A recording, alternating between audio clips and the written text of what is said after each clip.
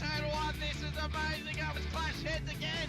This is like Chad Mostert and Cam Water. For the first time here for season 3. Davis on pole, Vanderkran in second. It's going to be sprint round action here tonight.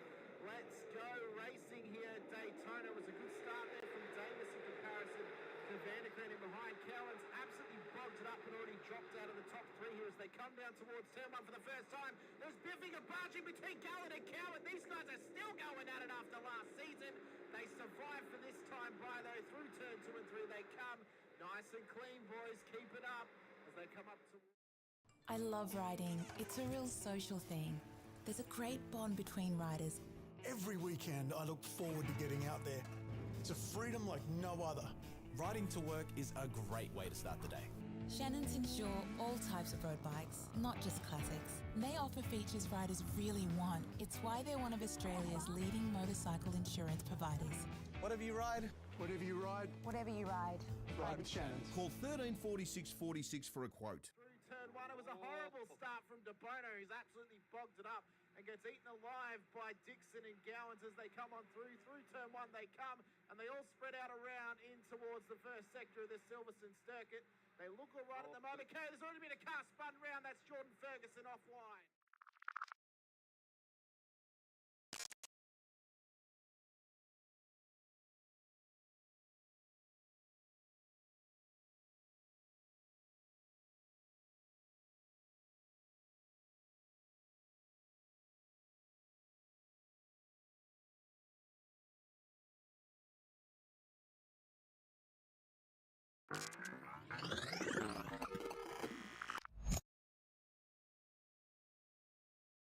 Is green at Road Atlanta here as well. Faulkner did get away. De Bono is tucked in as well. Unfortunately, Houghton is on that outside line. De Bono does want to turn it to twos. He's got the job. De Bono's overtaken. Now can he get Ben Faulkner up through turns 2 and 3? They go round the right-hander, dropping down the hill. Faulkner's out in front. De Bono second. Houghton third. Ratcliffe in fourth. No real dramas going into turn 1. We've always had a few cars. They're all special. The T-Bird. Oh, that's mine. The Combi for when we want to get away. The XR8. It's going to be a classic. They're all insured with Shannons, We've also got Shannon's home and contents cover. which helps protect our automotive collectibles, tools and memorabilia in the home and garage. If you're motoring enthusiasts like us, it's got to be Shannon's. Shannons, insurance for motoring enthusiasts. Call 134646 for a quote.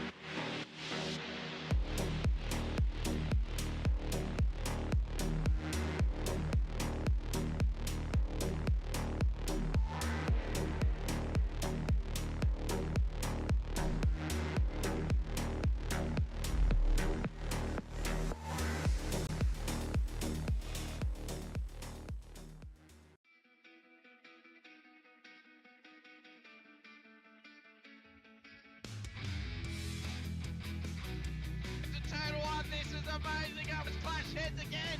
This is like Chad Mostert and Cam Water. Almost the same situation.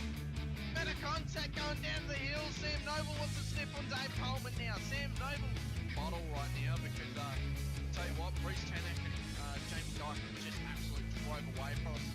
Hayden trying to go around the outside. This is where he could have just sent it up the inside, but he hasn't committed, which is fair enough. It's very scary out there, ladies and gentlemen. Now let's see if we get a good run. He's up the dots, just absolute thinker, but it's a really nice move. Blake Delaney had to move out of the way.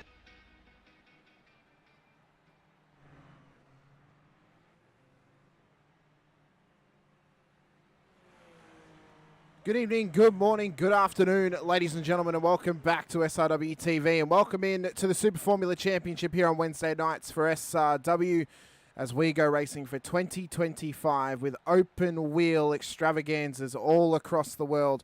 We start our season tonight out at Sebring for round number 1 for an incredible challenge for these drivers across the Pro-Am and amateur fields. I'm your commentator here tonight, Hamish Munro, joined this season by my cohort, Jack Anderson. Jack Oz, you've driven these cars a couple of times. You've done many laps around Sebring. This is going to be a hell of a test of a somewhat concrete jungle to start out our season here in these open wheelers. Definitely. Some would say that these cars are made for this track, mate. Definitely a lot of fun in these open wheelers. A big challenge, and this track's very bumpy, which will make it very interesting. Yeah, I think it's going to put a lot of testing on the drivers, definitely testing their skills. Could be one that could cause quite a few safety cars throughout the evening as well. I think this track, it's very easy to come unglued a little bit from some of those little minor moments where someone pulls out in front of you, applies the brakes, you're not ready for them to get on the brakes so hard, especially without brake lights on the back of these cars as well. That's really going to pose a bit of a challenge. Tonight they were on for a 60-minute race, so a single race tonight, 60 minutes, a normal round. We should see some very interesting, as my timer's going off, it's letting us know that we are ready to go racing very soon. 60 minutes, I think that's enough time for maybe 2 or 3 safety cars. Jack Oz, I mean, these guys have been away from SRW, for those who didn't race in the AWN, for a month and a half at this point, nearly 2 months. So there might be a little bit of track rust about them if they haven't been getting the practice in across the pre-season. And, for some drivers who are returning to the series after a long time, well, they may have a little bit more rust than others and might need some WD-40 as deodorant tonight, maybe, just to loosen them up a little bit. Oh, that's always the way, though, and it makes it even better for us as viewers and commentators alike. So hopefully it becomes a bit spicy, but obviously you don't wish it on anyone to crash. But that is the... Oh, sorry, I've just seen in the background that Nick Schmalenberg had a moment there. Yeah, It's already started for some drivers, including the returning Steven Sinkovic to the field.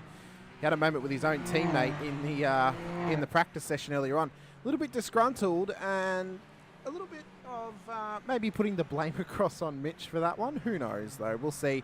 They'll figure it out between themselves, and they'll get into their strides once again this season. As I said, there are some drivers like Steve, like Dan Schultz, and others who've been away for a little while. A season or more, where it might just take a couple of weeks for them just to get up to speed and also get a little bit more comfortable in the car. I mean, for Sinker, I don't think he's actually ever raced this car in SRW. I believe he actually got out of the seat when we finished in F3s and moved over to the SFLs in Season 2 of last year. So for some drivers, it's the first opportunity they have in SRW landscape to actually race these cars this season. It's going to be a test for them. Yeah, exactly, and I think this is actually the first time I've ever seen Steven in the seat rather than the commentary booth seat. So I'm quite excited to see what he can bring to the table tonight, and hopefully he doesn't take too many people out. So hopefully it's not like Magny Core, where he took out the race leader as he was getting lapped up towards turn 4. Hopefully he can have a nice clean run for himself here tonight. Coming into this season as well, there's been a little bit of a changeover on the admin side. Brad Hudson has now stepped away from the admin of the SFLs. It's now in the complete control of Callum Rosanita and Doug Gowan, so we'll see what changes they make of the series going forward. One of those big changes was that I know Doug pushed hard for was to start at Sebring, which is one of his favourite tracks to race in this car. So that's one thing that definitely has been pushed already. But they're excited for the opportunity. I mean, that they've been adminning alongside Brad for a couple of seasons now, kind of shadowing him to get prepared for this. And now this is the first time that they both get to take the reins properly and fully together to then actually take this into the future and maybe even into bigger heights than it could ever dream of. There are quite a few chats out there already. I had a cough at the wrong time. Maurice Lapisano in the chat. Let's go Schultz. So he's giving some love to Dan Schultz, who returns to the series. Sam Catakazinos out there as well, giving love to the Velocity SimLab crew. Jace Douglas in the chat as well, saying Stephen will spin. Most likely he will. And Matt Keane in the chat too. Good luck to all. Hope you'll be back for season 2. Of course, Matt in the race control booth this season on the Tuesday nights. So hopefully he can come racing with us again soon for the SFLs. And also for the GR86s in future as well. But qualifying is about to get underway, Jackos. We've spoken about qualifying quite a fair bit across the time whenever we've been in the booth together. And, you know, at the start of a season, you've been away from a little while. There's a little bit of rust that we mentioned. It's kind of, you try and get a banker down in this session and then just try and hit your marks throughout the rest of the session and just find a little bit of pace that you can all throughout qualifying.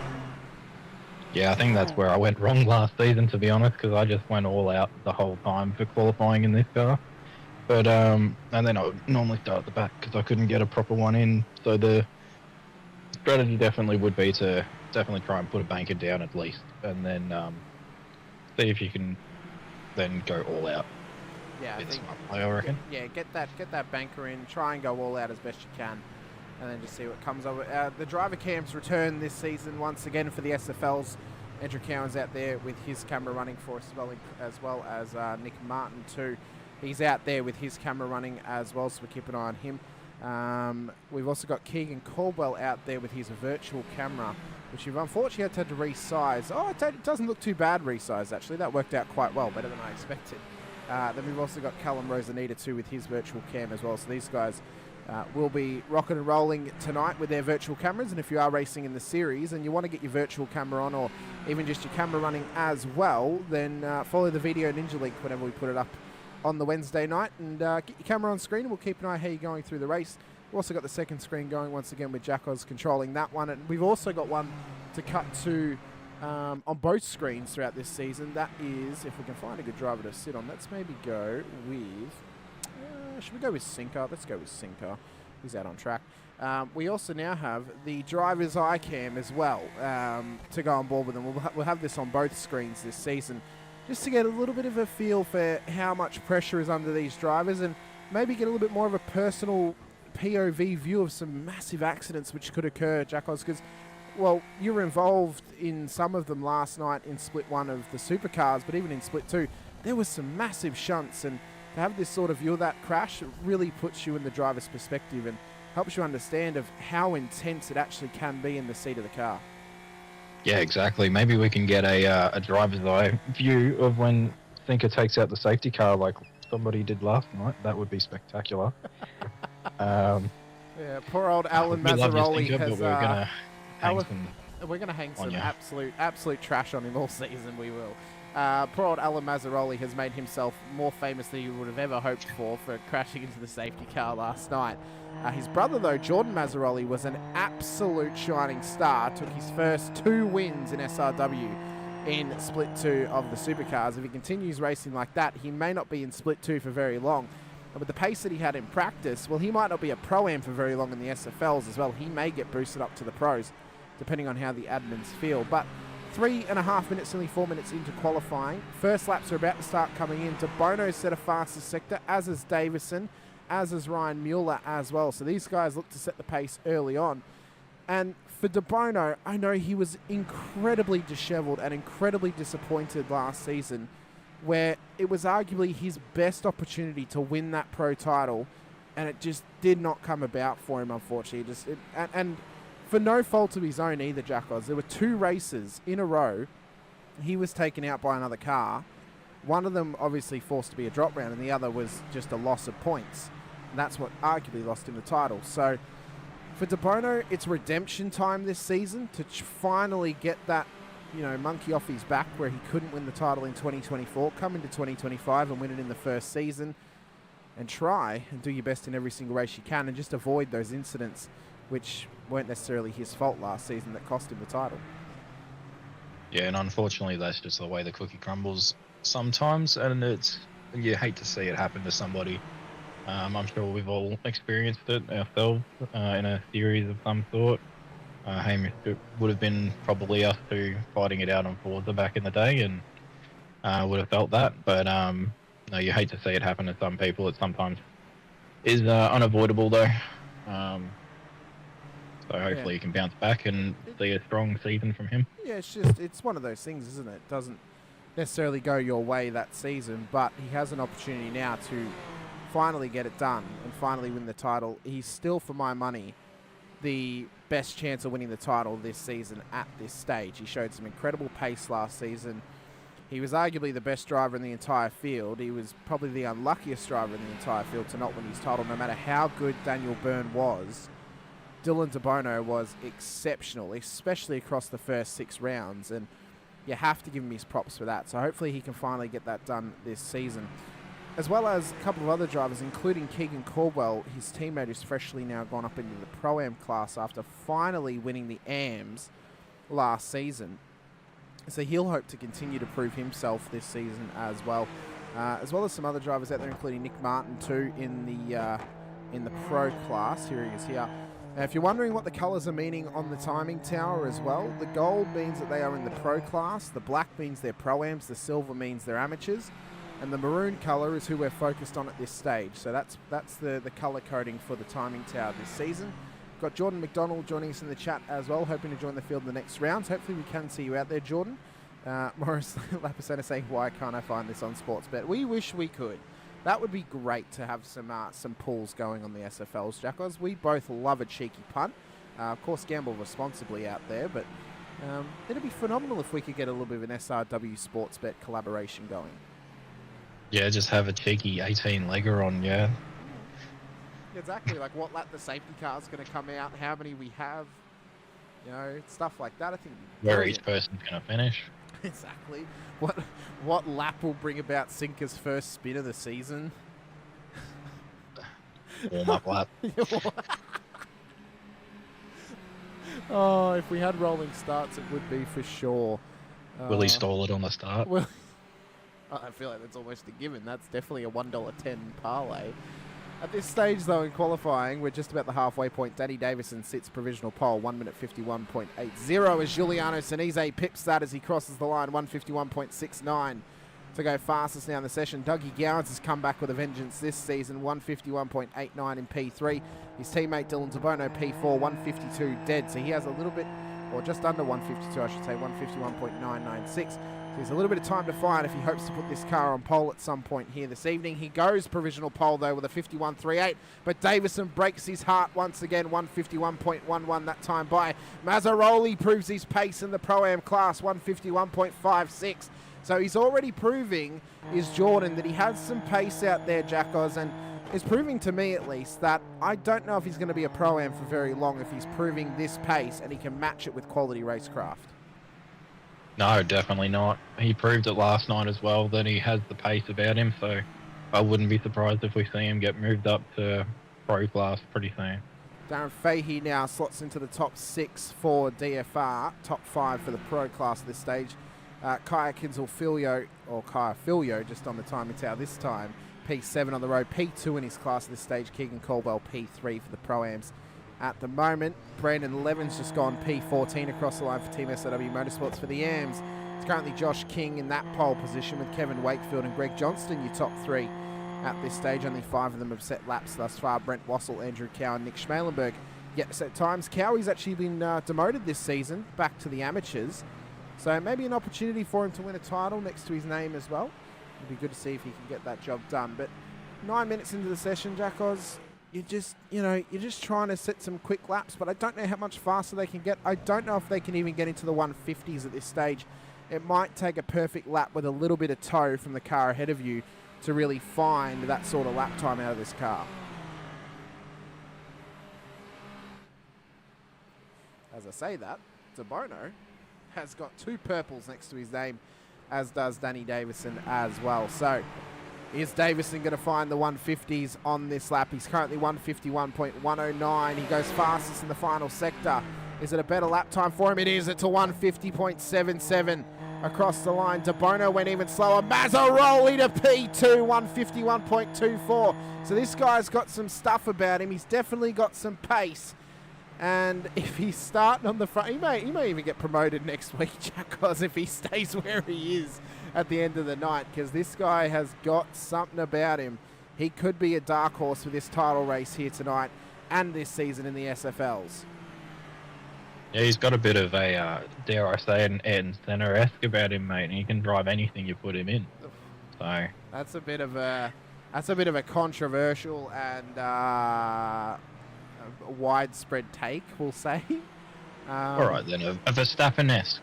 Verstappen-esque, yes, fair enough. I think that's fair to say at this point in time. Noble's now inside the top 15 as well. We know that he's worked across the last year to really get his stuff in check. He joined SRW this time last year, season 1 of 2024, and just trying to keep his racecraft in check, which he managed to get better at throughout the year. It's now about improving that racecraft, improving that pace, and trying to push up for more of those Pro-Am wins, but also push up towards the Pro field as well. Obviously, Matt Keane not racing this season, the current Pro-Am champion, who would have been a pro this season, but for whatever reason is not racing in the SFLs. So when he returns next season, I'm sure he'd come back in the Pro class, as that, be fair enough for him to race in that class as well. Ryan Mueller, I wonder how he's going to go this season, Jackos. I mean, P9 at the moment in the pros, P13 on the road. Struggled last night in the supercar. Do we think he can maybe go a bit better in the open wheeler?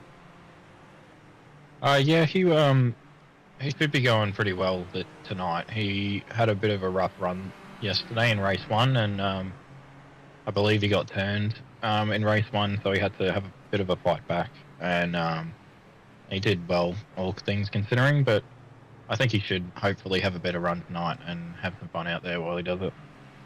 He hopefully should. Brent Wassell is struggling in this car. We just saw him loop it round in front of Ryan as he came past him. Brent currently sits P31 in the standings, as 11 now moves up to P12 on the standings. Rosanita up to P11 as well for Velocity Racing Team. We know that Cal is trying to push on and try and get a more consistent season under his belt. Really struggled last season at times. He just wants to try and get some positive finishes for himself and his team, but also try and keep the car on the road as consistent as possible. Same for Matt Tesoriero, his teammate, and for Jason Depp, who was really caught out last season by quite a few avoidable incidents. So hopefully he comes into this season with a little bit more maybe panache about him, and maybe just a little bit more control next to his name too. But at the moment for the AMs, Andrew Cowan sits provisional pole position with 21st place on the road, but a 152.94. The only amateur to hit the 52s just yet. Josh King, though, is positioned just behind him on the timing tower, as Depp gets past Nick Martin in the timing tower as well. But at the moment, Jackos, Jordan and Danny, the Pro-Am and the Pro, currently sit P1 and P2. And for DeBono, even with the purple sector, I don't know. This is not going to be a push lap now. The next lap will. I don't know if he's going to be able to beat those times and get up onto the front row. Oh, you can never doubt DeBono, though. He's always been a bit of a speedy one, so you can never exclude him from any scenario. So I reckon we need to watch on board this lap, because this could be a mega push with DeBono at this stage. So we'll sit on the driver's eye cam with him and watch how he attacks this Sebring circuit, because he is going to need some mega pace across this lap if he hopes to beat the now 151 dead of Jordan Mazzaroli to get into P2. He has to beat a 50.7 to put it on pole. It's loose and it's fast at the moment, but he just has to try and find anything that he possibly can to try and get this car up onto the front row of the grid. And for the first couple of sectors, well, the first sector at least, it's not looking anything special. Comes into the right-hander. Oh, he is pushing this thing very hard. Very hard indeed. And is he maybe overdriving it, Jackos, at this stage?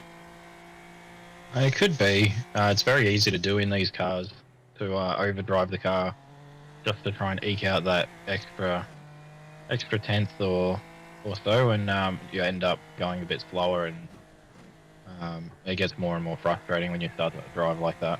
So hopefully he's able to kind of dial it back a little bit if he is overdriving, and just find what he's looking for.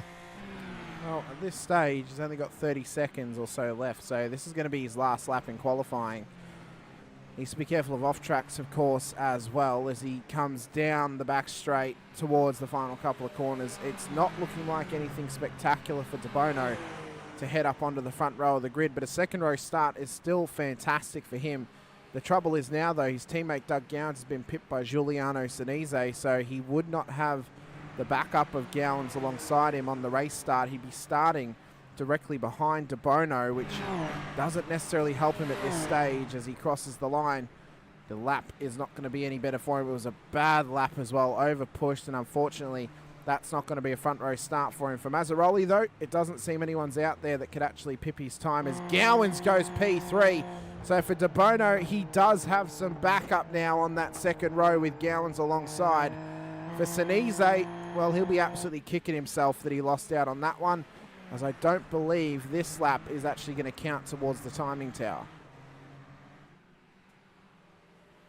Yeah, I think you might find that that may not have been the help of that Dylan might have wanted on the front row, or reinforcement on that row for Dougie getting the spot off him. I'm sure as long as there's a VSL car up there, they're happy. As Hutto's just pulled it up on the road as well. Andrew Cowan, we mentioned him before, he's actually now responded and managed to put his car in P16, so he'll be hoping to try and get some solid chunk of points here tonight against the rest of the AMs out there. And Sinise comes down the back straight as well. So final lap time should be coming in. It doesn't look like any of them are going to be anything special. I think it's just traversing around towards the pit lane at this stage as well.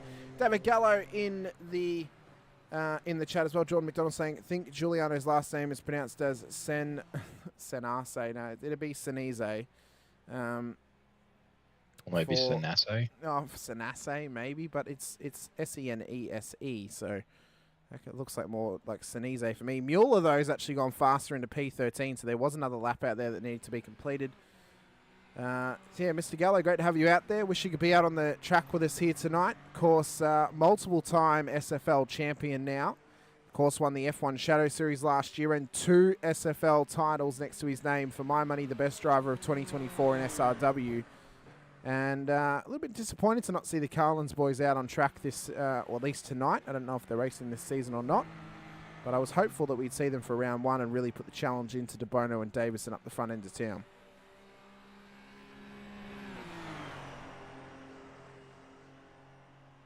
So for Nathan Verney, he is the last driver to come across the line for us. You know, I think at this stage, because I have to wonder if the drivers are maybe thinking, oh, maybe I should get back to pit lane and just tow back so then the qualifying can end and we don't have to sit here and wait for them to get back there. Nah, you always just you don't worry finish about your lap. that. No? Yeah, Nah, you don't worry about anyone else. Even though he pulled into pit lane and then towed back, so he could have done it earlier, but irregardless. Our starting grid for the race here this evening. One race, of course, 60 minutes to go racing. We're not going by class, we're going by overall here this evening. Danny Davidson will start pole position alongside Jordan Mazzaroli, the Pro-Am. Both of the pole sitters for the Pro and Pro-Am class, they'll start on the front row. Doug Gowans, Dylan DeBono on the second row. Car 076, car 061, lap 1 impeding, no further action. So there was a call for impeding from them. There's an NFA on it for those. Giuliano Sinise, Darren Fahey on the third row of the grid, Benjamin Brook, Callum Rosanita for the fourth row, Martin Lofthouse and Chile Philho for your top 10. Then we have Keegan Caldwell, Tom Donahue for your top 12 cars on the road here tonight. Ryan Mueller, Brandon Levin, your top 14. Stephen Banks makes up the 15. Andrew Cowan will start pole for the AMs and start P16 on the road. Head of Mitch Noble and Brad Hudson, with Andrew Proctor and Sean Benici making up your top 20. Jason Depp and Nick Martin will then start in behind them, with Matt Tesseriero and Nathan Verney for your top 24 cars. So then move back to Josh King, Kevin Wakefield, Tim Schmalenberg and Nick Schmalenberg for an all Schmalen Bombers 14th row of the grid, with Brent Wassel and Greg Johnston your top 30. Dan Schultz and Steven Singovich will make up our grid here this evening. Our race controllers, Greg Barber, Mark Cochran and Leakey's in the safety car. Once again this season for the SFLs. It's a 30-odd car grid out there, Jackos, and we are going to be in for some fantastic racing coming our way, starting tonight at Sebring, where all hell could break loose very, very early on, especially with the dark horse in Mazzaroli starting on the front row alongside Danny Davidson, who we know got a little bit heated last season in some of his battles. Oh, it could heat up even more throughout this season. Yeah, exactly. It's shaping up to look like a good round and hopefully a really good season with close racing between everyone. And yeah, it'll be an interesting watch here for sure, especially as the race goes on. See if driver fatigue starts to creep in, and especially over the jumps and the bumps around this track, it's a bit less time to just the rest really, and only really 1 or 2 spots that you can have a drink down the straight, and it's got to be the most important thing. Yeah, I think more than likely the only spots you can really have a breath or a break is the back straight and probably the start-finish straight. You might think between, I think it's turn 5 and turn 6 at the hairpin, you can maybe have a little break, but if you're in a battle, it feels super intense through there.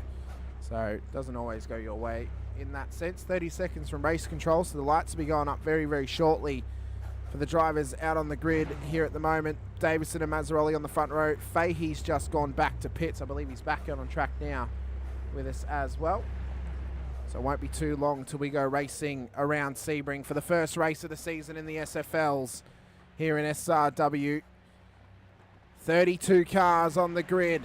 Lights are up for Sebring. Davison and Mazzaroli on the front row. The VSL boys on the second will hope to try and get some big gains early on. It's lights out and away we go, and it's a horrible start from Mazzaroli. He absolutely bogged it down off the start, but it was a rocket ship for De Bono and Gowans, who've already jumped him. He's already dropped a couple of spots back as Davison leads them through turn number 1 for the first time this season, and it's an absolute scramble down towards 2 and 3.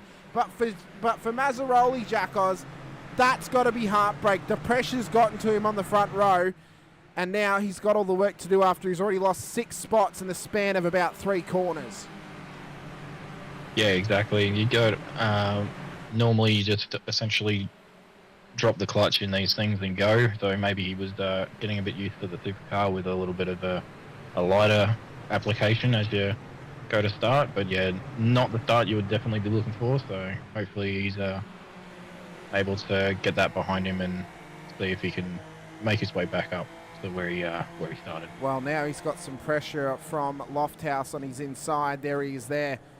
Brooke has gotten past him as well, so all the work is yet to be done for Jordan Mazzaroli, who started up on the front row. He's not only lost the front row start, he's also now lost P1 in the Pro-Am class to Callum Rosanita, who's further up the road at the moment.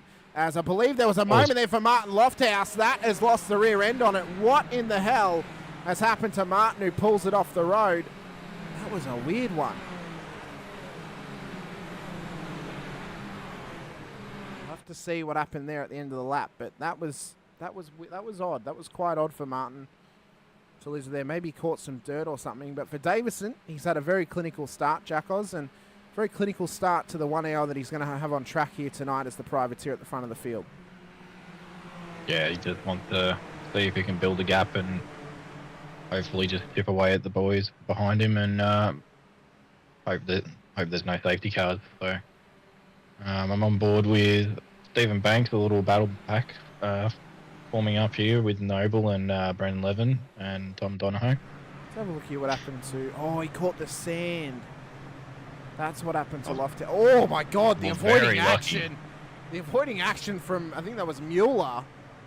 That could have been absolutely deadly very early on in this race, but very, very lucky for those involved, as that's Tom Donoghue and Brad Hudson who have come together. Not the return that Hutto would want here, Jack Oz, into the series. It doesn't... Oh, the car is moving, so that's lucky for him, but... Oh, that's absolute heartbreak for Hutto, who has spent more than 3 seasons out of this car in this field, as Donoghue's going to let him back past again.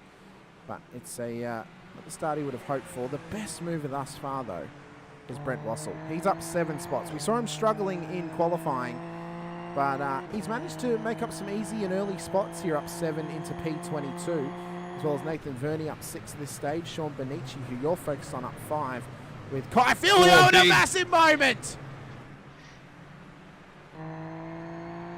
That was... Well, that was huge. That was nuclear. And that might be a safety car because Benici is stuck on his side on the wall.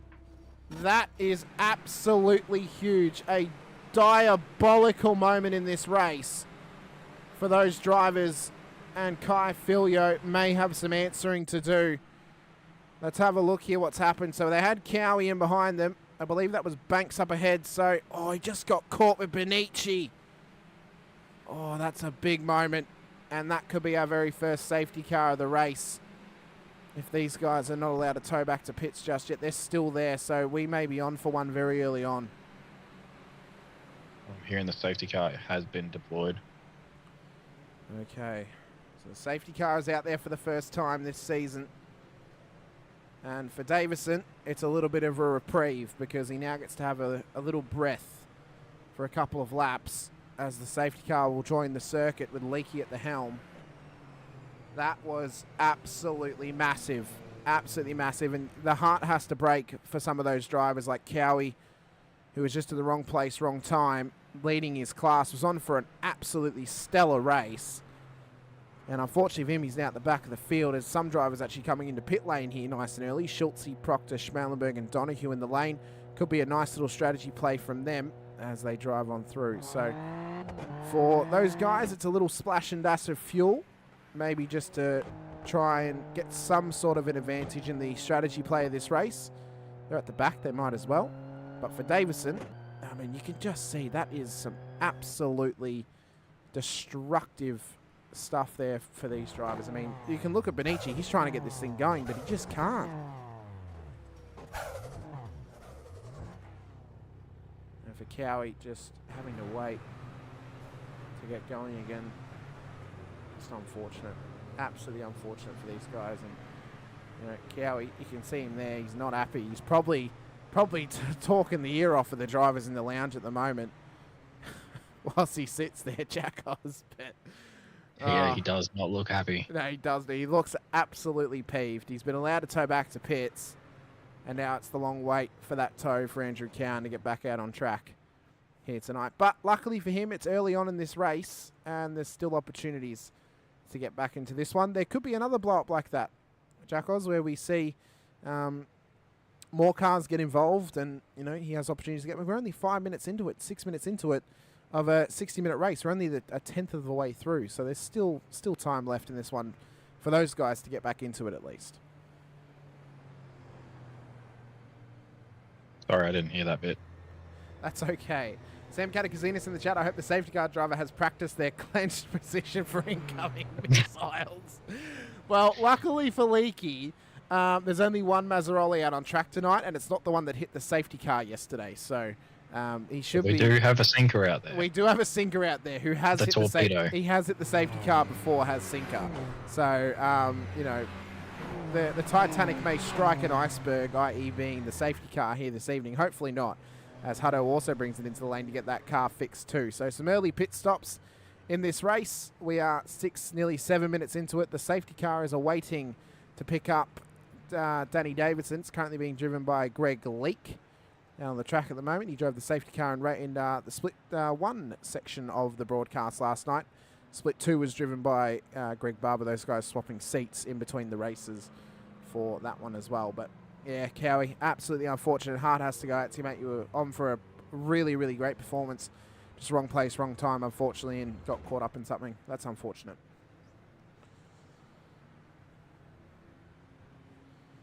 Oh, but now we get to take a breath, Jackos, decompress, try and unpack that somehow.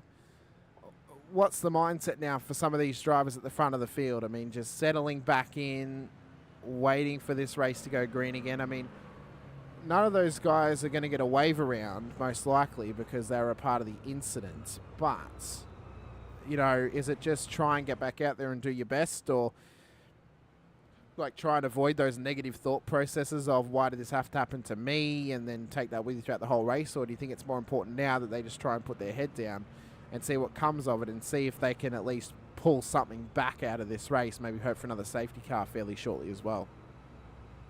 Yeah, basically, well, if I was in their boots, I would just try and take a couple deep breaths and just see where I can end up, because you never know, there might be another couple safety cars in the race, and well, as we know, safety cars breed safety cars, so there is always the chance that there will be another one, and then you might be able to get your lap back then, and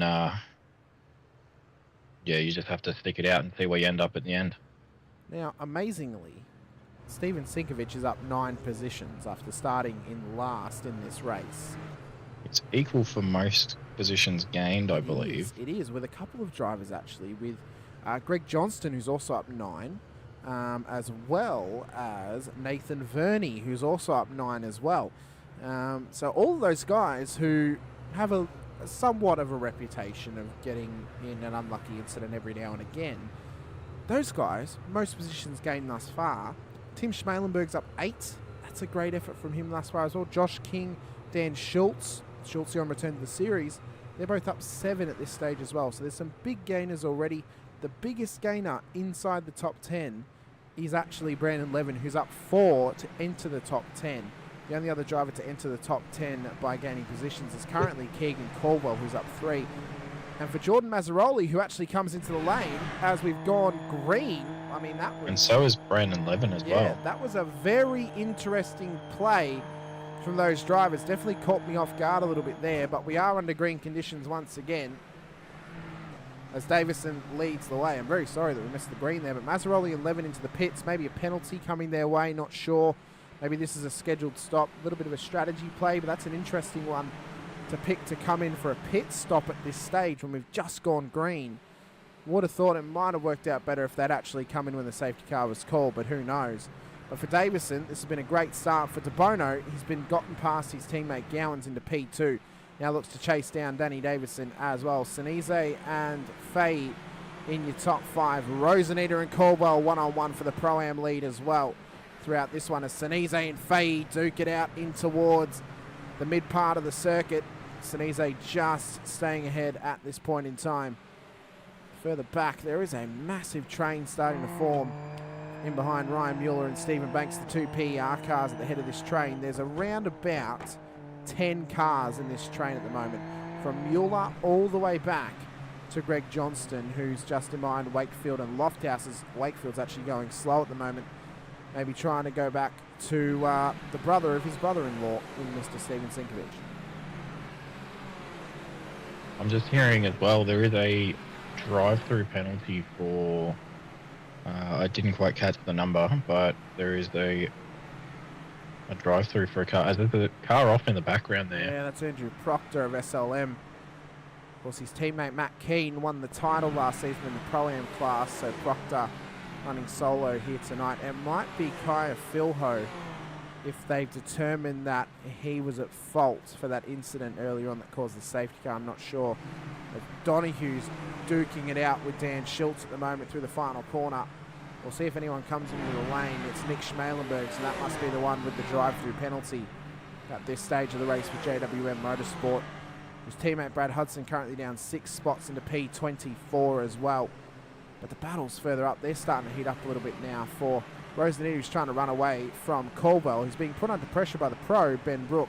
So this is only giving Roseneder a little bit of a reprieve at this stage of the race to maybe just help take the pressure off him a little bit. Yeah, exactly. He's pretty handy now in the Super Formulas with Keegan, and it's good to see the improvement that I've seen over the last few seasons, and he's definitely quite quick, and to be put under pressure like that, it would definitely be giving him reprieve to Callum. And for Keegan as well, he actually provides us with his own driver's eye cam, thanks to his VR. So we actually get his own little driver's eye view of him racing around the circuit, as low poly as it is. It's fine though. We actually appreciate when drivers do this, especially when they're on VR as well. It's just good to see their point of views as they're driving around this circuit in real time. And of course, Roseneder gives us his virtual cam, which actually has his POV as well. So we get a little bit of a view of his view of things, as Nick Martin unfortunately is off the road further back, and there might be some dishevelment for him as he tries to get this car spun back around. What has happened though to the young Martin out on the circuit at the Le Mans corner?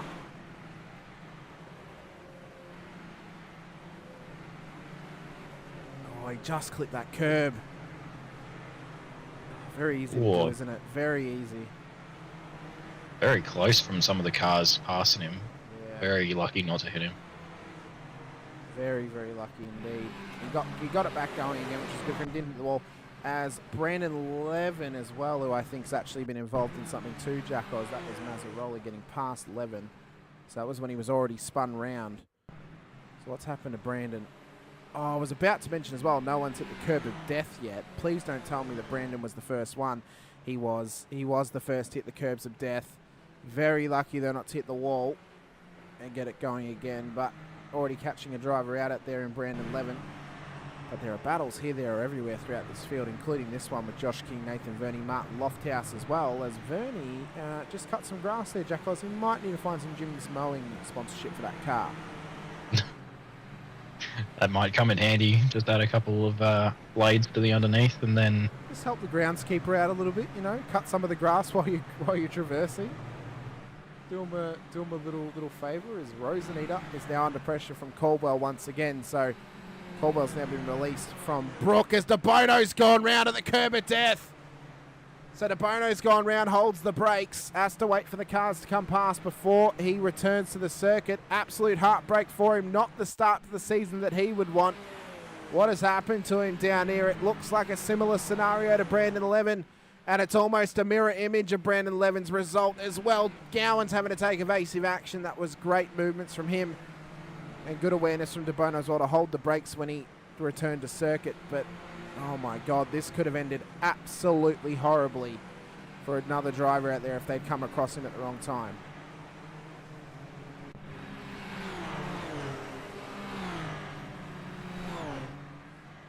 But for Danny Davidson, he looks like a regular night at the office for him. A 151.18 at the front of the field. Sinize's now been released up to P2 past Gowans, after having to deal with the slowdown of avoiding action past his teammate. Faye's in this battle too for P2. Roseneder and Caldwell for the lead of the Pro-Am class. Josh King has now taken the lead of the AMs as well, with a helmet that does not line up properly on the back end. Jack Oz, as Jason Depp is off the road. It's heartbreak for you and him. Oh, that might be a bit of a heavy repair bill for me. Yeah, their I guess pocket might be a bit heavy now. He's gone to go explore the 7 seas out there, and that's definitely not what you want to do. Where is the rum, is what he is asking. Why is it always gone? Why is it always gone? Ben Brooks also now gone off the road, as well as Caldwell finally got past Roseneder. And I think Roseneder as well, unfortunately for you, has been involved in something himself here, Jack Oz. So possibly another bill to fit for VRT, as he was trying to get past Caldwell. Oh, that's not going to work out well anytime. That'd be self-inflicting for Roseneder there, self-penalising. So unfortunate for him. But luckily, Mitch Noble's been off the road and actually given him some reprieve. But at this stage, it's not the best start to the race, to the season for some of these drivers out there. It's maybe some jitters, maybe some rust, as we mentioned, as there's now some new biggest overtakers in the field, including Matt Tesseriero, who's up 11, as Nathan Verney drops a spot further back, as well as Tim Schmalenberg, who's up 11 as well. So is Dan Schultz, he's also up 11 too. So some big movers in the field. Tesseriero and Sinkovic up 10 apiece. King's now up 11 himself. So there's some big movers throughout this field here tonight, as we continue on to lap 9 of this race, just under 20 minutes into it. Davidson's done well at the start of this race, Jack Oz. He's kept himself cool, calm and collected, start to build himself a gap. And 9 times out of 10, without safety cars, he wins these sorts of races now. He just pushes on, builds gap. At the end of it, he finds the checkered flag first, which for him, that would be starting life in the SFLs for 2025 to absolute perfection after some poor luck and some questionable decision skills last season out on track with a couple of different drivers. Yeah, I guess you could just say he's just a cool guy, Hamish. He's chill always, guy, maybe. yeah, just a chill guy. Just on a Wednesday night, having a chill time, sitting out in front and waving everyone goodbye in his mirrors. He always seems to do really well in these longer races. Yeah, he's just ridiculously quick, and yeah, he'll be hoping that there's no more safety cars, so then he can continue to build the gap that he's already built. Yeah, he doesn't want to have that effort ruined for him at this stage as well. Further back, you got this battle on screen. Josh King, Tim Schmalenberg, Nathan Verney at this stage as well. So these guys are all battling inside the top 20 and they're all on double-digit positions gained in this race. Schmalenberg's up 11, King's up 10, Verney's up 10. Matt Tesserier has broken away from the front of them at this stage as Brad Hudson is off the road with a broken wheel. He might be close enough though to the pit lane that he can get this car back, but that is poor luck for Hutto, and I have a feeling he may have hit the curb of death. I think he might have already used his his quick repair too, so he might be in for a long repair. Yep. Or he hit the other curb of death. Yeah. It's unfortunate for him. Very unfortunate there for Mr. Hudson. And at this stage, not what you want to have happen to you as he traverses it round the final couple of corners towards the pit lane. Stephen Banks is just coming out of the lane as well. As I believe there are some drivers still rolling around. Andrew Cowan now a lap down on a couple of cars. So he's still just traversing at the back end of the field. For Davison, it is cool, calm, collected for Sinise. He started to just break away a little bit from Gowans in behind him. As these guys look ahead towards the middle part of this race where we expect the pit stops to come here tonight. For Caldwell, he leads the Pro-Am, so that's a top effort from him at this stage. And for Josh King, he leads the amateurs, but this battle is just heating up with Tim Schmalenberg, who's now made it past King. It looks ahead to Nathan Verney. He's also got Tom Donohue in behind him as this battle looks to continue on. So we've kind of gotten past the awkward start of this race, Jack Oz, where there's a big moment already had a safety car. We've probably gotten past the percentage now where we could expect the second safety car to be caused by the first. I think at this point now it's probably just going to come down to driver error, maybe more so than the traffic being nice and close as everyone's just started to spread out.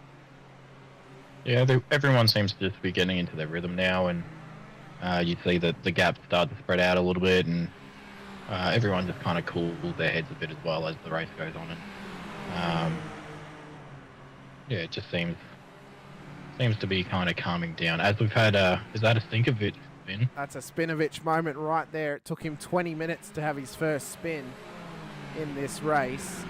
I feel like he might have taken personal vendetta. Oh, it was a tap on the back of Filio that caused it. He wasn't expecting the slow up on that corner. He might have taken some personal stubbornness from a little comment that I made to him prior to the race, possibly. Just had to deliberately make it past 15 minutes for whatever reason. But we've had the first Spinovich of the season. There's no Dean out there tonight, so we can't have the double. Maybe next week if Dean returns to the series. That'd be great to see. As poor old Jordan Mazzaroli has had yet another moment further back, or just ahead of Sinker actually. He's had an off track. He's kept it going though. Kaya Kinzel-Filio has also had an off track too, but no major incidents occurring at this stage. 22 minutes just about into this race. We've got quite a fair bit to go, but there's battles everywhere on circuit. Just a couple little 1v1s that are happening, including this one with Greg Johnston and Dan Schultz. Schultzy returning to the series. Jono been here for a fair while and hopes for an opportunity at this amateur championship this season. He's got Wakefield and King up ahead of him in the AM class at this stage. All four of them were in a row for a moment as King's now gotten back past Tim Schmalenberg, who's actually spun it round down at the sandpit. So the drivers just seem to maybe just getting caught out a little bit here, Jackos, maybe taking the off-season a little bit more nonchalantly than you big crash think. up ahead with there is, Danfield. yeah, there is a big one up ahead.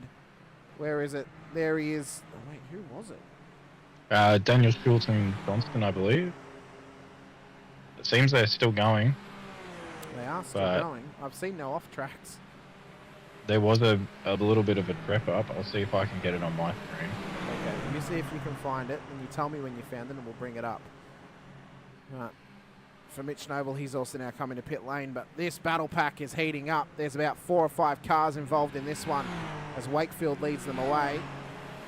There's Banksy, Schultzy, Schmalenberg, Proctor, Mazzaroli. Jono's in the pit lane. Have we found that moment, Jackos? We have. Just trying to get the good camera. So we just see them trip up on each other going into the little curb and then bounce up. So they seem to have continued on without any any real damage. So hopefully they're both able to just continue on. I think the problem now, though, for Schultze is underfloor damage. That's what he'd have to probably worry about, is if that undercarriage has been damaged in that moment, and just hope that it's kind of cooled itself down. Sean Benici further up the road. New team for him this season. He's actually joined up with Whiskey Runners Racing from over in GSRC. So no longer, it seems, actually, no, there might have been a merger possibly between the two. I'll have to try and get some more info from somebody, maybe from Sean if he watches in future. Let us know what the merger looked like or if it's just a team move for you, but not in the regular colours as Mazzaroli's had a moment. Holds those brakes. It's a bit of a bad luck night for Mazzaroli after the absolute highest of highs last night in Split 2 of the Supercars. What has happened with these guys? And it kind of seemed that it was getting a little... Oh, it was a self-spin. Oh, my God. Okay, then, Andrew Proctor. Ground control's a major Tom. As a heap of drivers are into pit lane, including Danny Davidson, Giuliano Sinise, Doug Gowans, Faye, Kilwell, Mueller, De Bono, Rosanita, Lofthouse, Brooke, Tesseriero, King, Wakefield. As Vernie has stayed out, as is Tom Donoghue. He pitted on lap 2, if you recall. I'm not sure if he can actually get home. He might be able to if he saved fuel with the safety car, did Tom Donoghue. De Bono's now come out in P7 alongside lap traffic of Sean Benici, so he should be getting the blue flags to get past him, but he's under pressure from his own teammate, Keegan Caldwell. These guys might have to look to work together to make their way through the field and maybe hope for another safety car.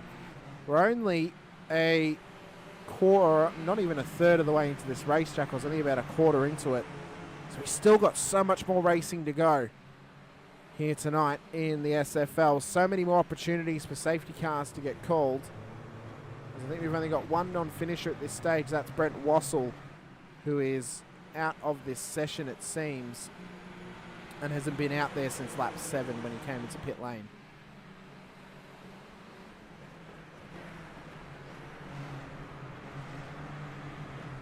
Sure to get into the chat as well, guys. Laura Anderson in the chat with us. Let's go Team SRW. Sinker, Josh and Mitch. Lee, that official, in the chat as well, or lethal official, I should say. Go Rosaneer, so giving some love to Callum out there in the chat as well. Let us know who you want us to keep an eye on in this race. We'll try and get them some screen time as much as possible. And as well, if you haven't already and you're new here, be sure to hit the like button, the subscribe, and the bell icon as well, so you're notified whenever we go racing on SRW. Massive season to come for Season 1. The GR86s tomorrow night, brought to you by Shannon's Insurance out at the Charlotte Roval. And I've heard whispers, Jackals, it's going to be a standing start, which could cause quite a fair bit of slides off the race start and possibly some carnage as well. So might be one to actually keep an eye on tomorrow night for the Toyota GR86 Nationals. Sunday night as well, the Warren Brown Toolsby at Supercars Championship returns with a new twist this season. We went into it a little bit last night during the Supercars broadcast for Split 1 and Split 2. Sunday, though, we'll get into the meat and potatoes of that one for this season. Sebastian Prossimo in the chat with us, asking to check out Sinise. We'll keep an eye on him as well. Mason Malloy in the chat, wanting to check out Keegan Caldwell.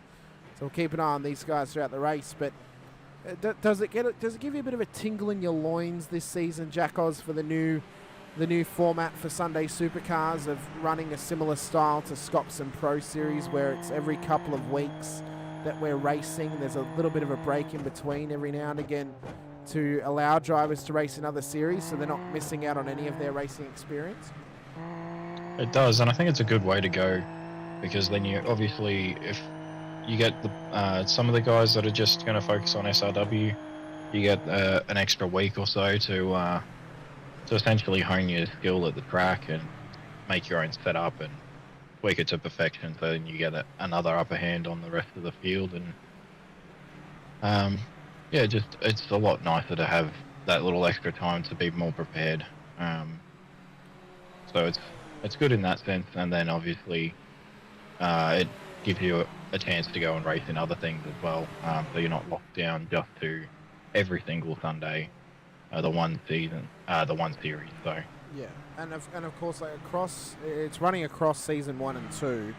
of SRW, where we're on for a triple header to start out the season. Brands Hatch, Indy Road Course, Belle first 3 rounds. Then we got a bye at the end of February, and then start of March we got a quad running all throughout March of Okayama Red Bull Ring, Snetterton Oran Park, and then another bye at the end of March. And then the first 3 weeks of April we've got Phillip Island, Winton and Bathurst to end out our 10 round season. So it's not a 9 round season for the Sundays, it's a 10 round season across the first 3 months of SRW, which I think is going to be absolutely ballistic. I think all of our series, they're on for some absolutely spectacular racing, including the SFLs. I mean, we've got a spectacular calendar on offer. Of course, starting tonight out at Sebring. And next week, though, Mid-Ohio, sprint route action, 20 and a 40. That's going to be insane. Zolder alternate circuit. I know you've done too many laps of Zolder in your preparation for the Pro Series qualification, but that's going to be some great racing as well, Jackos. Snetterton for the SFLs, Chicago, Barber, the Saxon Ring, back at Homestead, Miami Road Course, and then Suzuka to end out the season.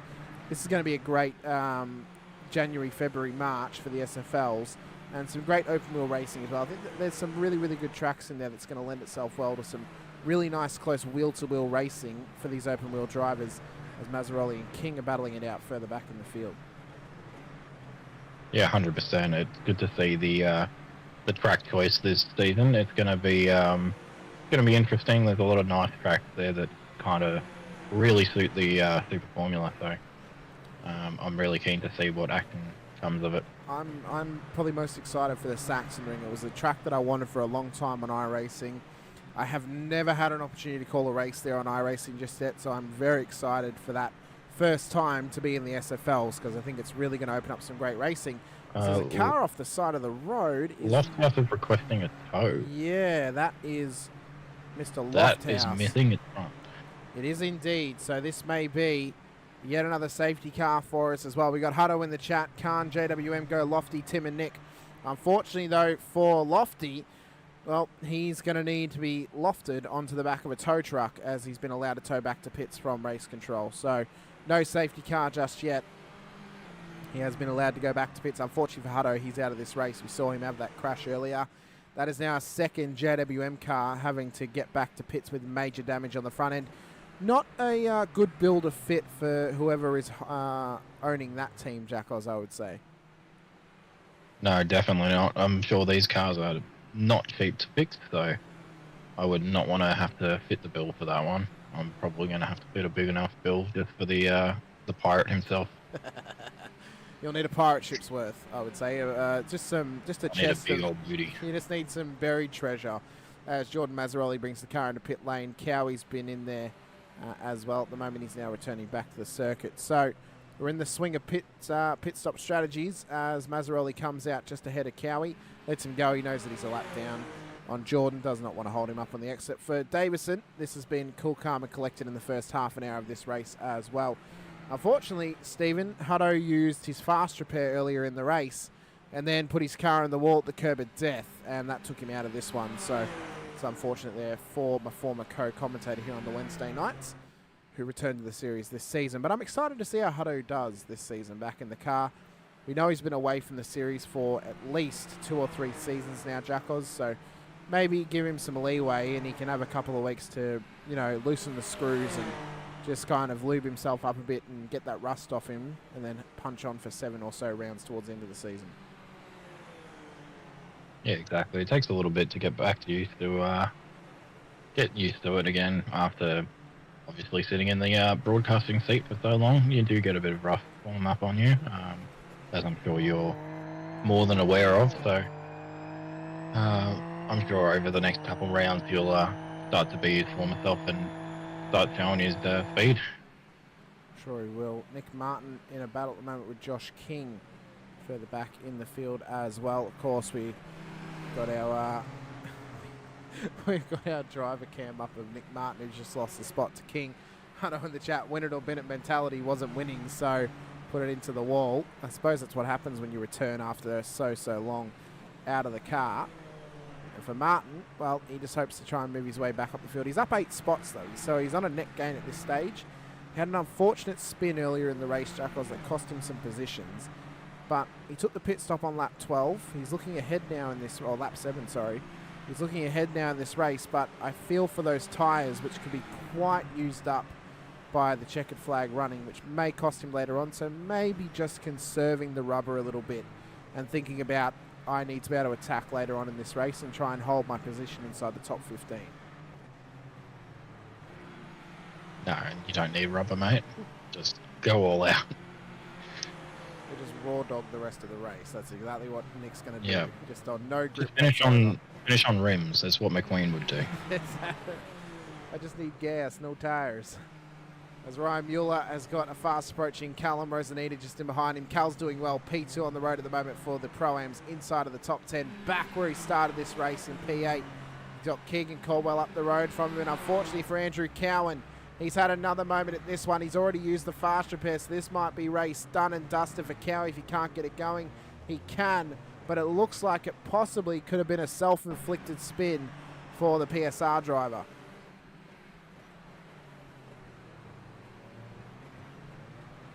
Oh, yeah, just a simple... Just on the bump. Yeah, simple rear end, shift down on the bump. Round she goes. Unfortunate, though, for Cowie. It's been another night of heartbreak. And last season, I believe he only went one race without having an incident. So, you know, take that what you will. Hopefully this season goes a little bit better for him out on circuit. But for him, it's just trying to consolidate some points at this point of the race as well. For Stephen Banks and for Stephen Banks and Jordan Mazzaroli, well, for Mazzaroli, it's been a horrible night, Jack Oz. Started P2, and ever since the green flag dropped, it has been just absolute nightmarish conditions for him. Bogged it on the start, lost a heap of spots, has had a couple of moments out on track, and currently he's down 18 positions in P20. So I don't like to say it, but is he maybe a one-lap wonder in the SFL? Is he maybe just not have the racecraft or the race acumen about him to actually contest with pros, but he has the lap pace to do so? Is that maybe what it is? I think it's a bit too early to tell. I think we obviously saw him spin out earlier, trying to avoid going into the back of someone, and that obviously lost him more time. But I think that I think he's been slowly picking off drivers, so I think he's still doing pretty well. Especially it might be his first time in the car as well. We don't know. So I would say too as well, you know, first round of the season, maybe some early season jitters, you know, give him a couple of rounds, he might find his footing. You know, and not everyone was perfect at the start of last season. I know Matt Keane struggled in a couple of rounds. He had a very clean season, which was why he managed to win the title, not only with his pace, but also his cleanliness. So for Mazzaroli, you know, if he's allowed or kept in Pro-Am, then he could quite possibly just win the Pro-Am title and move up to Pro naturally in Season 2. But for Caldwell and Rosanita, I mean, Caldwell, he looks to go back-to-back. He looks to go from Am to Pro-Am and then Pro-Am to Pro in the span of 2 seasons, which would be the first time we've seen in a long time somebody do that. For Rosanita, well, he wants to try and get up to Pros as well after getting promoted amongst the trifecta back in Season 3 last year. And for Mitch Noble, well, he also wants that sort of a position as well, as Cowie has now lost that front wing on that PSR car, so the night's only going from bad to worse for him. Would not be surprised if he actually pulls that car up and calls it a night, to be honest with you. It's just not been what he wants to have happen. Matt, you did very, very well last season. You I think you actually, even if you come back next season, Matty, you deserve the pro spot. I think you definitely earned it. I mean, he won the title, Jackals, I think, with 2 rounds to go in the season, so he absolutely swamped the Pro-Ams, did Mr. Keane. Yeah, it's a ridiculously hard thing to do, to win with 2 rounds to go in this series when it's such a tight field of everyone. So. Oh, for sure. And, you know, we've got some great battles on track, of course. I mean, a couple of people have spread out. We could really use a safety car at this point. That'd be nice. But Dan Schultz and Sinkovich, 2 returnees to the series who have been away for a while, battling it out at the back of the circuit. Mazzaroli and Schmalenberg looking to tussle for position as well. Jono and Nick Schmalenberg tussling for position. Sorry, it's Mazzaroli and Banks, not Tim Schmalenberg. He's about 5 seconds up the road. Levin, Jono and Schmalenberg further back. This battle looks to continue heating up. So there are some great great battles happening out on track as well. Doddsy in the chat, I'd be pro him having not driven this car much before. I think that's probably a fair assessment. I don't think Doddsy's because he's actually got some pace about him when he puts the time in. But not knowing the car very well kind of hurts the racecraft a little bit in the car, doesn't it, Jack Oz? Nah, that's nonsense. Dodsy's the fastest driver in my town for sim racing. So. Contact with Schmalenberg and Johnston! Down at the curb of death. Cars are off the road. They're still rolling somehow. Oh. I wonder if that was a receipt, because that seemed way too well planned from Schmalenberg to back it into Jono. He's been Schmalen bombed. He has been absolutely Schmalen bombed. And that's what has happened between them? And that's a bit like Daniel Ricciardo reversing straight into the Alpine, I believe it was. Let's get the driver's eye cam of this one as well. There he is. Oh, actually, no. It looked like Jono actually turned across on him.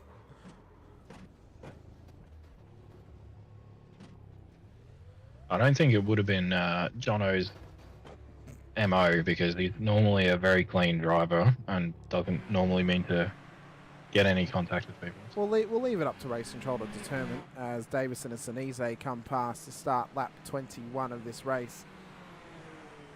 Jordan Ferguson saying, bro, am I not from your ends? Well, I mean, he failed. Jordan, you're not faster than Doddsy. I was about to say, he failed to stay on the podium last night in split 2. He started on the podium, did not stay there. And Doddsy would be split 1. So... yeah, he'd walk all over me. I don't know about that. I think you could contest with Doddsy. I think it'd actually be quite close. The battle between... yeah, I was just about to say this battle is heating up. It really is. Between Levin, Martin and Depp further back in the field. This is for P19 on the road, as Nick Martin's actually having some blinking issues at this stage. Not what you want, especially if you're in Jason Depp's shoes, because you want to try and not have someone blinking right in front of you. But we did see that Jason was actually struggling with some blinking himself during practice. That seems to have calmed itself down a little bit as well. Maybe one of those Queensland storms have now decided to settle as well. Yeah, and you don't want anyone blinking right in front of you, or else they might send you to Davy Jones' blocker, which is not what Depp wants. Well, it's not what Dan Schultz wants.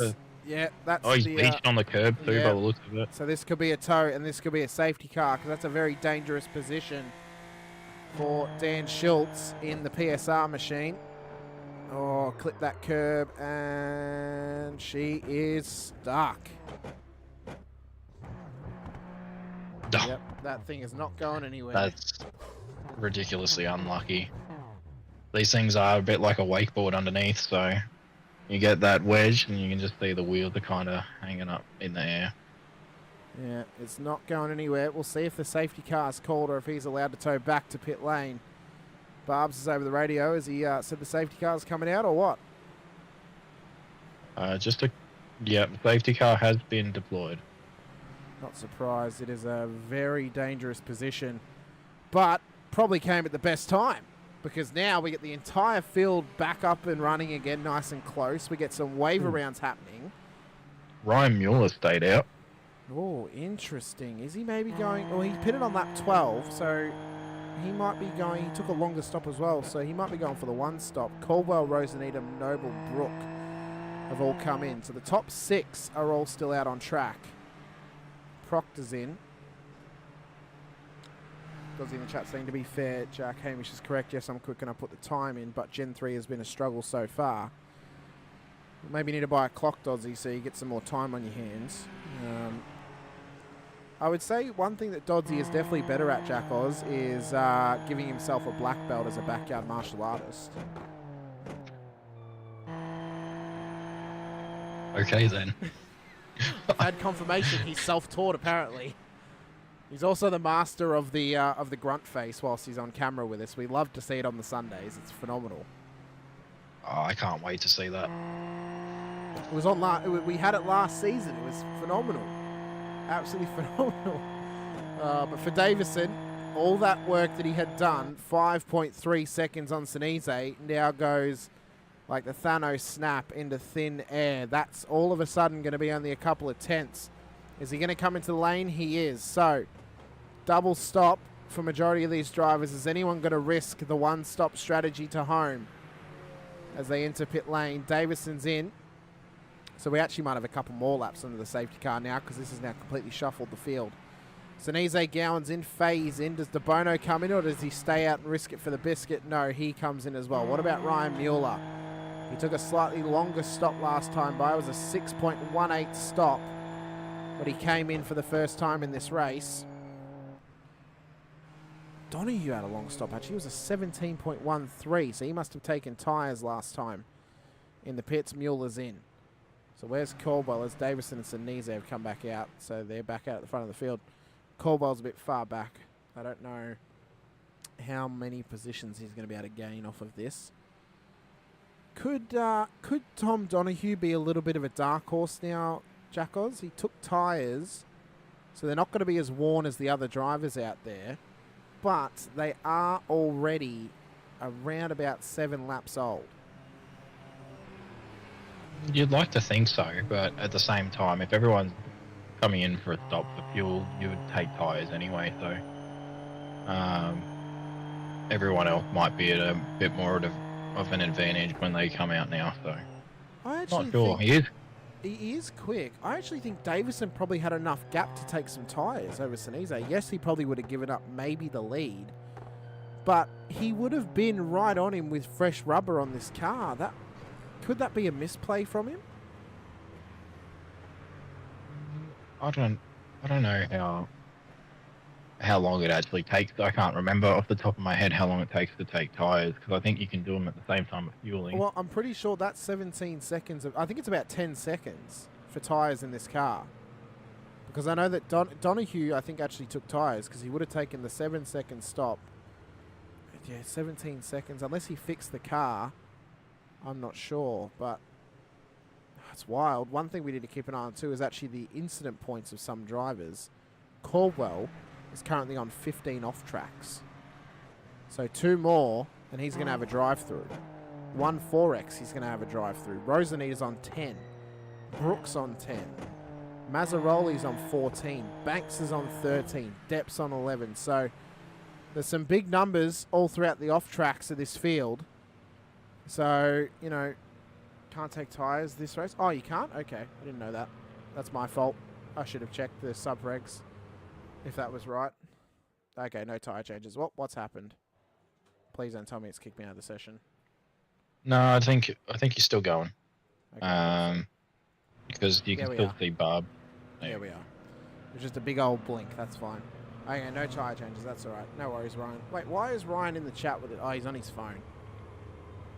He's on his phone. He's doing to me. He's texting while driving. He's texting while driving. Okay, so there's no tyre changes, so that then completely takes it out of the window of the realm of possibility.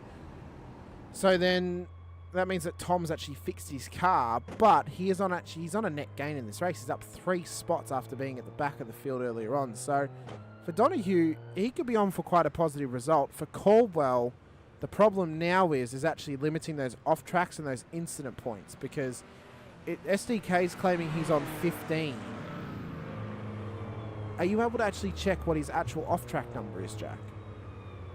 I'll see if I can. I don't think you can check. Number.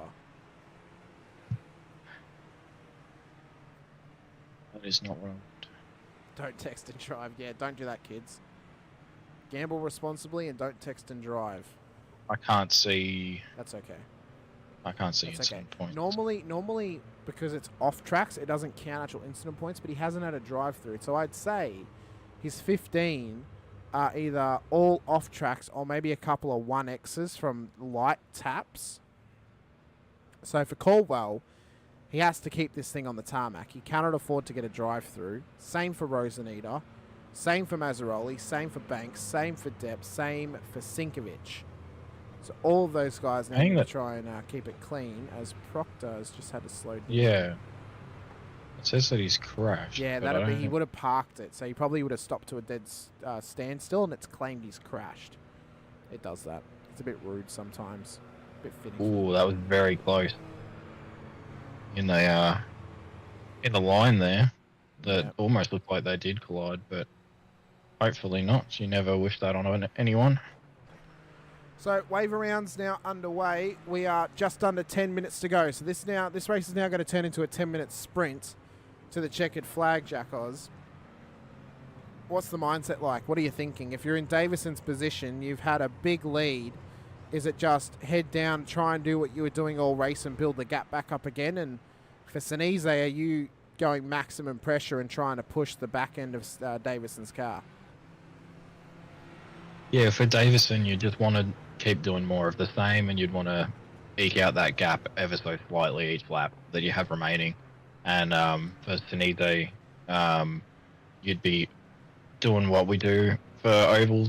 You would literally watch for the restart. You watch to see if they get any sort of gain, or you listen for the engine note from the car ahead of you, and then if you hear it change at all, then you floor it to try and stay with them and not get caught off, and try and give them as much pressure as you can to try and make them fall into a mistake. So waiver rounds underway. Kaya Kinzel-Filio comes past into in P27, gets his lap back. Dan Schultz will get his lap back as well when he gets called past by race control. Greg Johnston will come past too. Andrew Cowan's out of this race. We've got 3 non-finishers at this point. It's Andrew Cowan, Brad Hudson, and Brent Wassell as well. But Hutto's actually still in the session. That car's still getting fixed as the Lofthouse comes into pit lane to do another stop in this race for whatever reason. Pressure, though, it's going to be on Danny Davison on this race start. He's been in this position plenty of times before. Just has to put the head down, avoid those mistakes, and try and build the gap back up that he once had over Giuliano Sinise. For Doug Gowans, could he possibly Bradbury his way to yet another victory here in SRW? He's done it multiple times before. He admits it as well that he's a bit of a Bradbury Jackos, especially on his last win. But he would love to start out his season as a race winner once again in the SFLs. For Fay and De Bono, well, De Bono wants to make up for last season. For Fay, he's flying the flag for DFR here tonight and possibly this season once again. In the top 5, we have got 4 different teams / privateers. Can someone hit the safety car again? What the hell, Jace? In our top 10, we have got 1, 2, 3, 4, 5, 6 as we're underway with green flags once again. So Davison gets us going. He jumps Sinise. The top 10, we have 8 different teams / privateers at this stage of the race as well. So Caldwell needs to try and get a move on to get away from Rosanita. Has to keep it on the road. Cannot get off tracks at this point. There's some off tracks further back in the field with Noble and Verney, as Banks and Levin are battling too further in the field. Gowan's trying to keep it clean on the podium. Fay and De Bono have got some pressure. Caldwell trying to get past Mueller down towards turn 6 into the braking zone. Rosanita to be licking his lips at the prospect of them coming together. Can they keep it clean? They Rolly's can. off in the background too. He is off the road. He's had a moment. Off the road and in the wall for Mazzaroli, and that pretty much sums up his whole race, doesn't it, Jack Oz? It does, unfortunately. It looked like it was going to be turning out to be a good day, and has definitely been everything but. So yeah, hopefully he can bounce back for next round and have a better day in the office. Definitely some positives he could have pulled from this whole event. Just the pace that he had in practice, just trying to get that racecraft under control, will definitely see him rise up the rankings a little bit. King is looking to put pressure on, amazingly, the amateur leader in Steven Sinkovic. How in the hell has this happened at this point of the race, Jack Oz? Dan Schultz has had an off track at the curb of death, and he is right in the middle of the road. And Sinker's gone! Oh my God, we put the mocker on him! He's gone out of the lead. He would absolutely be screaming in that car right now with Steven Sinkovic, but we have to get a replay of it. What has happened to Sinker as he's come around this corner? He's been just caught off guard by Schultz. He has. Oh, he caught the curb and it was too much, and that cost him. Absolute scenes further back, as well as Caldwell and Mueller. These guys have been battling. Rosanine is just in behind, so the Pro-Am battle is on for the lead. as Donohue's there. This is the sort of action we want, Jackos. This is the sort of racing we want at the end of it. Is De Bono going to go for it on his teammate Gowans down towards turn 6?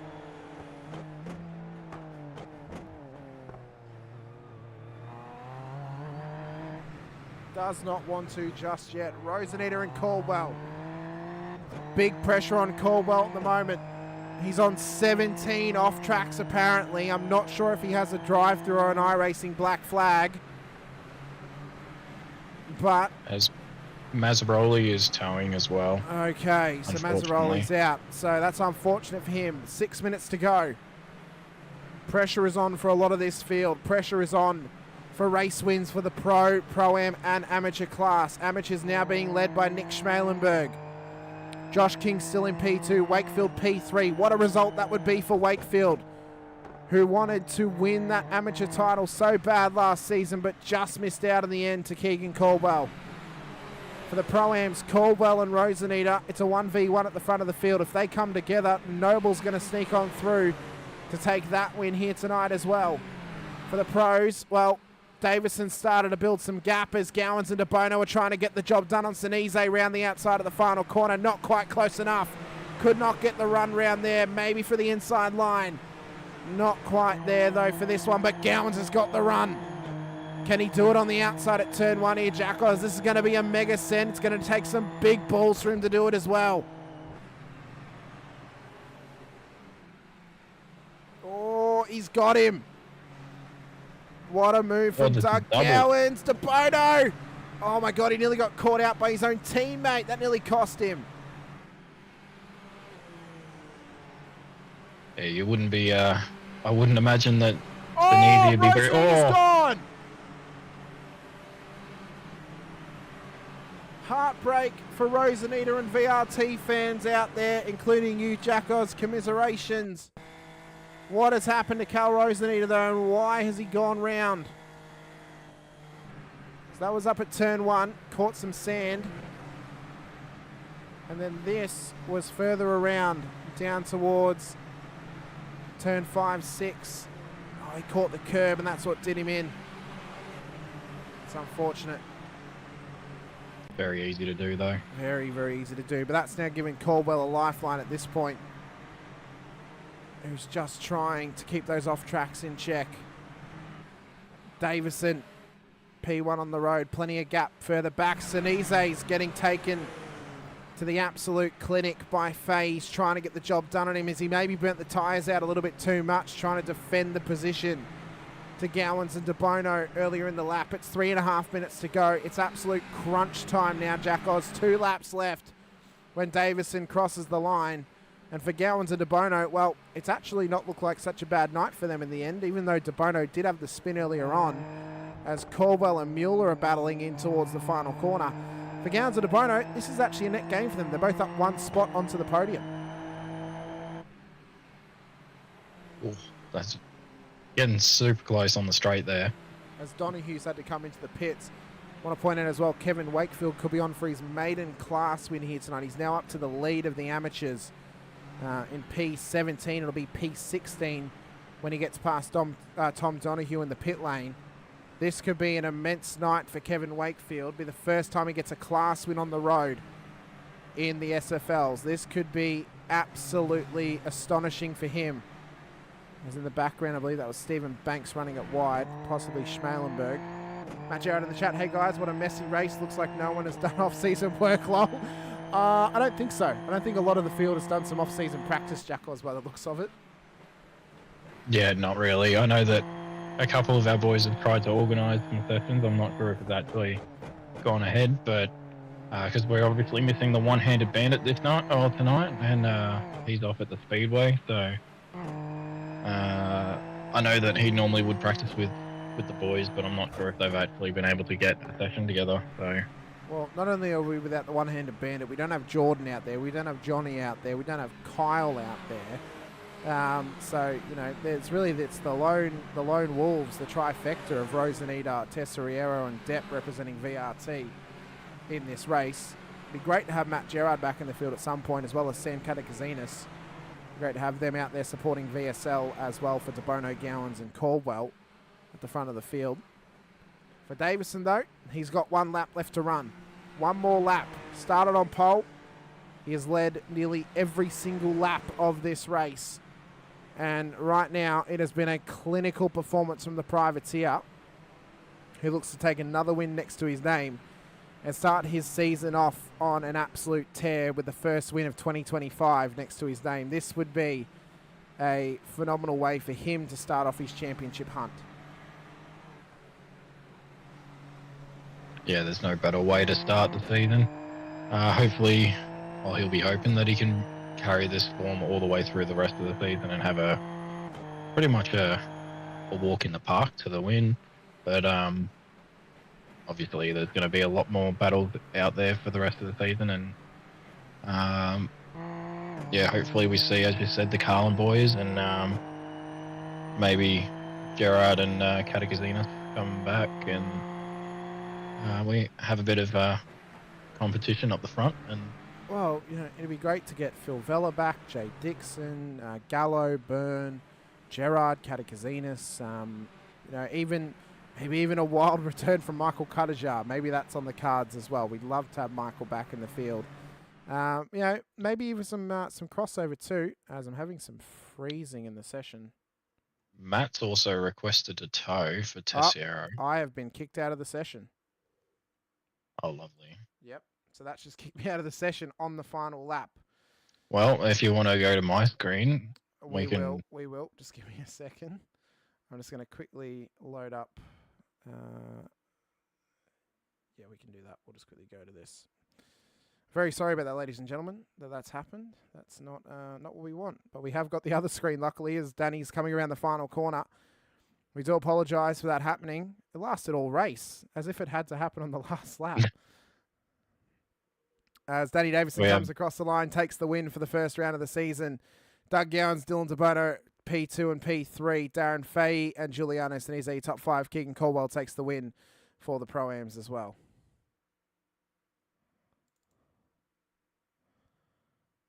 So we do apologise. I will try and join the session again, so then we can at least get some sort of footage going for the interview stage of this race tonight as well. But once again, very, very sorry that has occurred here tonight, ladies and gentlemen. So we've got that going. I'll get it sorted and join back in. And we have Thinker coming across the line in P21, sorry. Benici coming around the last corner for P22. Did Mr. Wakefield come home P1 for the AMs? I believe he did. So congratulations to Wakefield for getting his class win. I believe you were saying that was his first class win in SRW. That's his first class win for Mr. Wakefield. So that's an incredible effort from him. I am joining the session once again. It's at 15% sim loading, so we should be in there in just a moment's notice. Do apologise for that once again, ladies and gentlemen. Hasn't happened in a long time. So obviously it just couldn't handle